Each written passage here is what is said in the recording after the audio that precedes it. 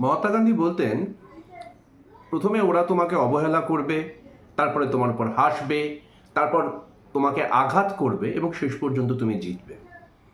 Caste census নিয়ে রাহুল গান্ধীর দাবিকে মান্যতা দিয়ে বিজেপি এবং নরেন্দ্র মোদী সরকারের সকল ছোট বড় মেজ নেতারা আদতে এই আপ্তবাক্যটাকেই প্রমাণ করলেন। বাটেঙ্গে তো কাটেঙ্গে, এটা বিভেদকামী রাজনীতি ইত্যাদি ইত্যাদি একাধিক আলোচনা হয়েছে।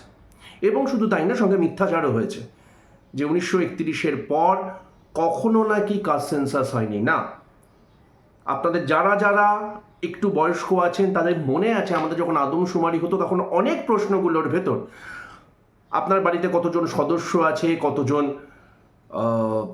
আর্নিং মেম্বার আছে, কত পুরুষ মহিলা আছে, তার সঙ্গে সঙ্গে আপনার ধর্ম, জাত, ভাষা এগুলোও দিতে হতো।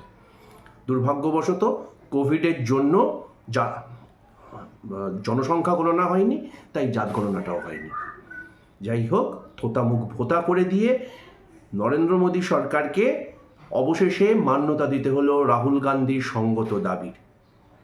সত্যমেব জয়তে।